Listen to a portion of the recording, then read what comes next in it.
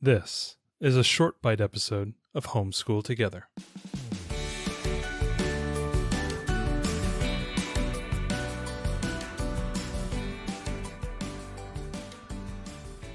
Hello and welcome to Homeschool Together Short Bite Edition. Today we're going to be learning about orbital mechanics and satellite orbits, talking specifically about models, methods, and applications. No, I'm holding my physics book from college about satellite orbits, but in my other hand, I'm holding Orbital Velocity. Yep, this is a game that was deceptive. It was deceptively you look at it and you go, strategic. I don't know how this game, it's just numbers around a board. Right. So when you first look at it, it's one so through, we can describe a little bit. This like is a Monopoly-y style right. around the edge. It has 1 through 39 going around the edge in squares, and then you have the Earth and several orbits. Your whole goal is to get a rocket to a specific orbital velocity, and you do it in a number of rounds. And so in the first round, you're trying to get to low Earth orbit. In this case, that's number 39. So you're trying to get your rocket exactly on number 39. But the cool thing is there's one rocket in play, and you and I are both moving it. And Right. we have numbers in our hands. We're drawing cards that allows you to move the rocket forward a certain number of spaces. But also there's some wild cards in there that allows you to decelerate the rocket. So you can play a decelerate, and then you can say decelerate 4 spaces or move forward. Right. But the catch is if you go past the target velocity, your rocket goes off to Alpha Centauri. Yeah, and your never comes rocket back. goes off to space, and you lose the opportunity. Or goes to Mars like Elon did when he shot his Tesla there. So you're. It was funny because when we first played it, I was like, okay, wait. So we have a hand of cards, and we're going to play these. And I'm thinking, kind of in the back of my head, I've played a lot of games of Sorry with Grandpa. And, you draw a card, you play a card. I'm like, okay, I'm not seeing the strategy right. And then we played our first orbit, and I was like, it's because we're battling with the same rocket. Yeah. You and I are both moving the rocket. I'm trying to move it here. You're trying to move it here. And it's a little bit of a chess match on like, do you put it within, so the numbers go from, I think, 1 to 9. 1 to 9. Do you put it within 9 spaces of the end and hope that Ariel doesn't have a 9 in her hand, which I do. And, if she can, she does have a 9, boom, the rocket goes right to that location. And then she gets to claim the satellite for herself. Like the color is hers, and then you put it on the ring. And then that's the end of that round. Then we start a second round. And what's cool about it is now you have 2 rockets in play. Yeah. And then the next round is 3, 4, and ultimately 5 rockets. And as we played more and more levels, her and I, we got more like there was this like more defensive the whole time. You're right, and they talked about this idea of like defensive nature and playing, and they gave a lot of rules. And full disclosure, we were sent this game, but obviously our reviews are our own. They gave us all this strategy. I was like, how is all this strategy packed into this little game? And I think by round 4, you and I had these little we had these little wry smiles on our corner, and we were saying, "Whoa, this is way more sophisticated and this is way more strategic than we thought." Just looking at it, I was like, okay, play a card and move, and you're gonna try to get it right. It seems so simple, but they have such a, and we were laughing when we finally finished and closed up the game. It was like it has such a deceptively elegant battle system, kind of card battle system built into the game, and you don't realize. And the thing is, it doesn't take a long time for you to get around the board, and all of a sudden you are in.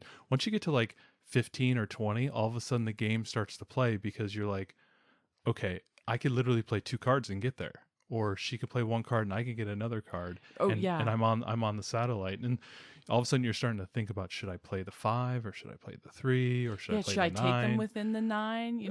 I have my decelerate card just in case she sends it into like the 8 spot. I want to decelerate out because I don't have enough cards for that. Right? I mean, not the 8 spot, 8 spots from the satellite, or 7 spots from the satellite. I need to get it out of that range so that she can't just win. So right? usually games it's like this, such a seductively difficult and strategic and subtle. We were really surprised. I was so surprised. We got at it out this. and we were like, okay, we're going to give Okay. this a try. He's a physics major. He's got a physics degree. And we were And like, I'm sitting here reading my satellite orbits book, we were like, okay, hey, anything with space science and definitely hard science, right? We love games like Space Base, for example, but it really has nothing to do with space. That's just a theme that they threw over a game they wanted to make. This game's actually, these are real orbits, and it is making some commentary on, the higher the orbit, the lower the velocity you need. So definitely could spark some discussion. But yeah, it's very interesting. Usually games like this where you're going around the edge of the board, it takes a long time. I mean, think about playing a game like Monopoly or even Sorry, right? Even Sorry is the whole game is taking all those turns to get around the board. Yeah. But like you said, you get around so quickly, and when you have more than one rocket that gets on a space, you get this boost. So however many rockets are there together, if you move one of those rockets, if you happen to after them, move two rockets onto the same spot, yes, right, yeah. If there's two rockets on the same spot and you choose to move one of those, you move double the movement. Whatever you play, like or if you put whatever a you play. 4, you move it 8, or Right. if you move it 9, you move it 18. But right? if there were 3 rockets, you move triple. And you have to move that many, right? So it takes almost no time at all to get into that zone where you start battling. And it was funny because we played, like, I think we were in maybe the second round, and you said, oh, there should really be a rule that you can't go for the orbit until the back rocket is past a certain point or whatever. And I said, oh, why would I ever want to move this rocket at the end and move it into position? I just want to worry about the front rocket.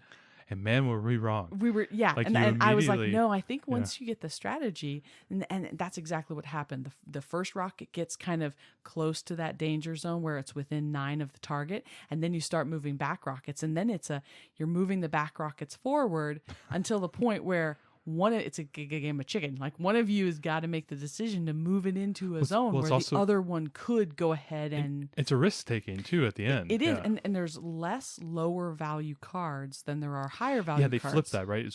So number 1, number 2, number 3 are really low. 9s, 8s, 7s, there's a lot of them. And so you get a lot of movement really easily, but the micro movements are more rare, and which makes it a little bit more difficult to say, okay, I'm going to get it within 2 or 3 spots away, but there's only 1 or 2 or 3 of those cards, so the chances of having one of those cards is really rare. So you're talking about big movements to try to win the game. Well, it's and you're really kind of wanting, by moving the other rockets forward too, you're wanting to get your opponent to play some small value cards so that he or she doesn't have those cards to play later. So there's only a few 2s in the deck, and if I get you to play a couple of them early, well, then I know that I could get you to 2 away, and it's unlikely that you'll have that card, right? So there's actually quite a bit of strategy. We were laughing at it at the end. We were just like, it was so unassuming when you open up the game.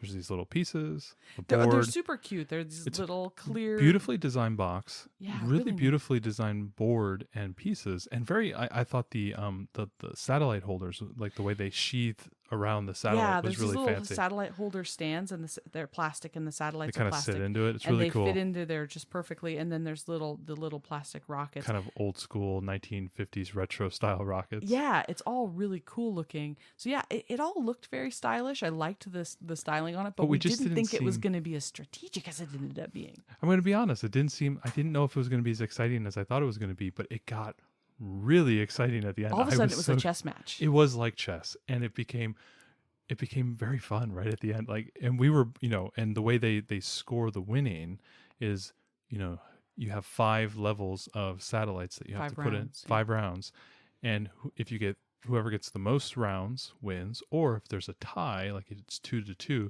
it's the person who put the last satellite in, which makes a very interesting round 5, because if you are the last person, if you won round 4, all the incentive is for you to blow the satellite, blow the rocket right past the satellite. Which is exactly what happened. Which is what you did, yeah. I won the first round, which this is what always happens. Full disclaimer. Ariel always wins. The very first hand or game of any new game that we buy, I always win the first one. Because that's the game where Matt's trying to figure out exactly what's the strategy, exactly how does this mechanic work. Once he figures it out, I never win again. But I win the first one. So I won the first orbit. You claimed the low Earth orbit. I claimed Leo. low Earth orbit. And then when it came to mid-Earth and Mid-Earth high orbit. Earth? Yeah, no, mid-Earth and then geosynchronous orbit. Geosynchronous orbit. Matt claimed both of those because he had suddenly was like, oh, I know what's going on, right? And then he got the strategy and he shared the strategy with me because he's nice and, he loves me. And so once he shared like, I think this is what's going on here. I employed that strategy in the fourth round. Yep. I won it.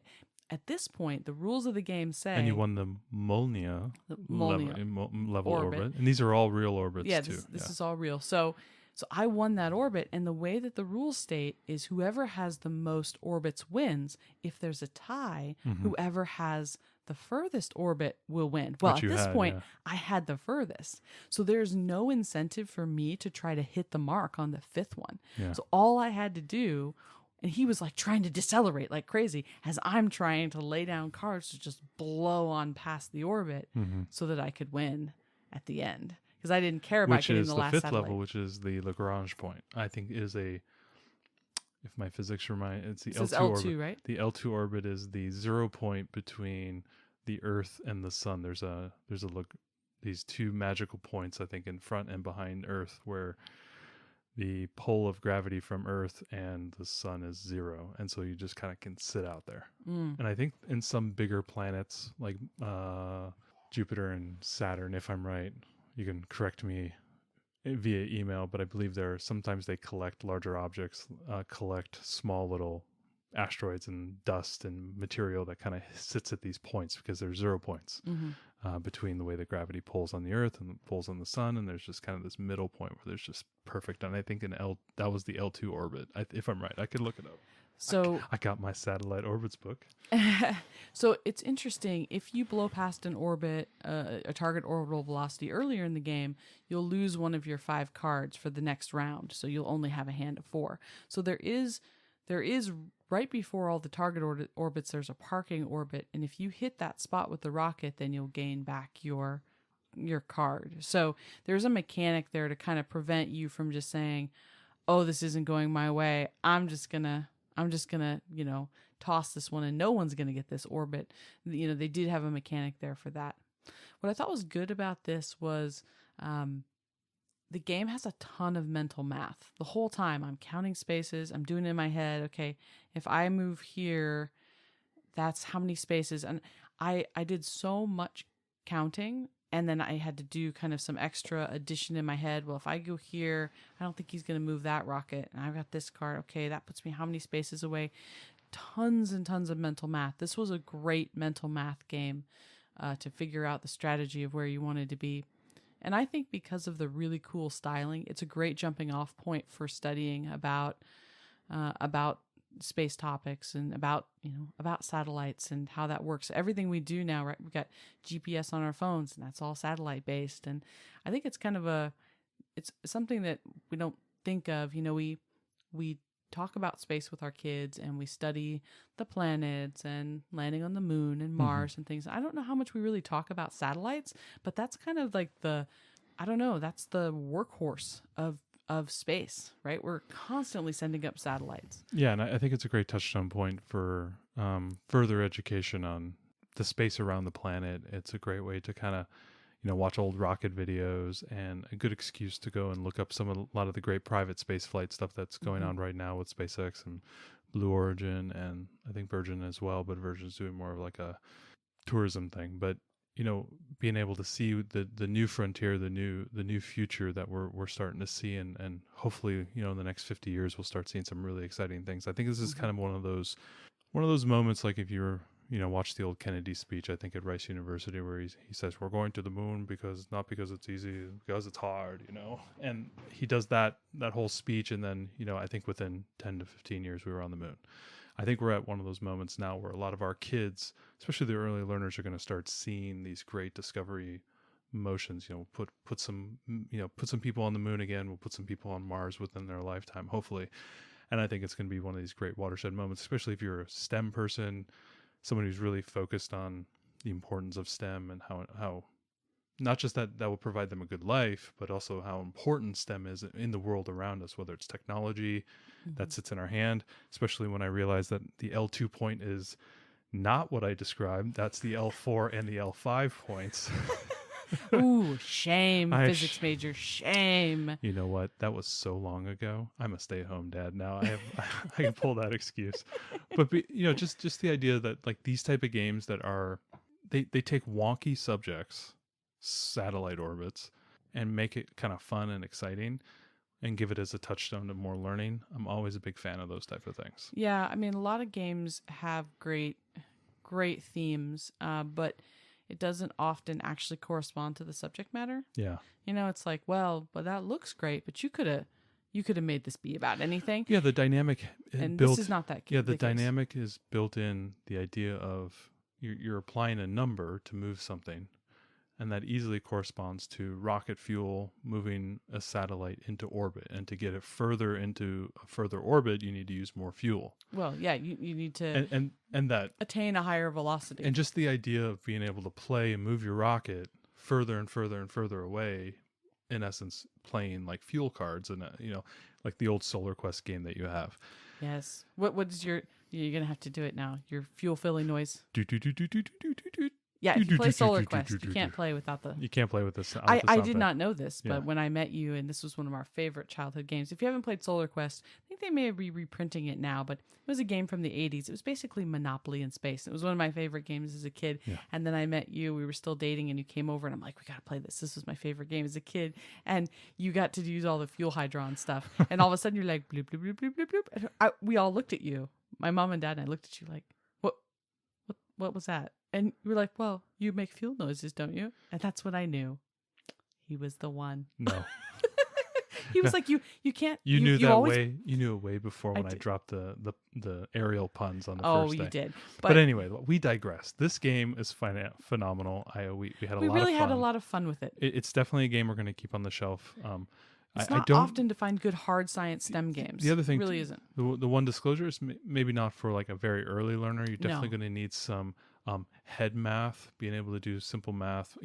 Addition in your head up to 9, but off of numbers like in the teens and the 20s and the 30s. Yeah, and it's more about the strategy. It says 10 plus on the box. I think you could definitely play with probably 8 and up, depending and maybe on like a late 7-year-old who's a little more advanced in maybe. math. It depends how much strategy you employ. But even then, like I don't even know how much head math you need to do, because you can just count the tokens. Just you like can always 8, handicap an adult too by taking away a couple of the adult cards. So like maybe you play with a hand of 3 or 4 cards instead of the 5 that your child would get. You can easily fold in some house rules and see what see how that works.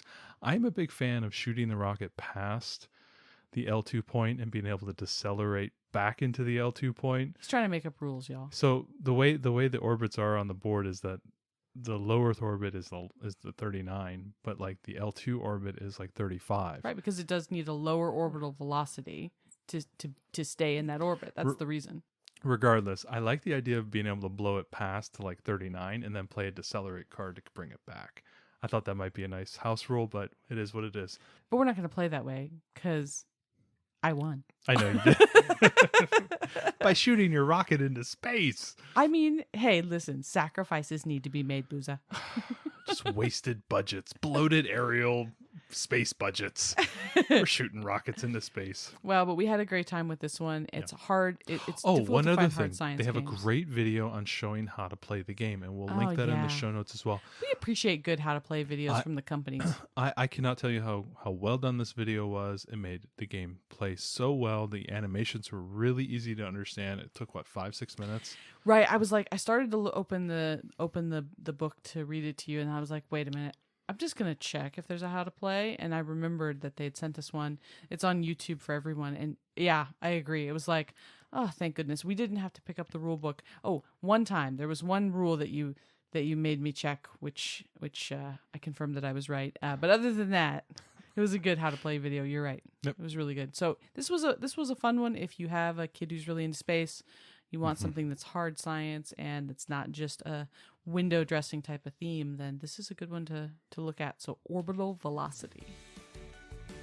Thanks so much for joining us today and making us a part of your homeschool journey. Please engage with us on social media. Join our Homeschool Together podcast group on Facebook and find us at Homeschool Together Podcast on Instagram. We'd love to hear your feedback, questions, and recommendations.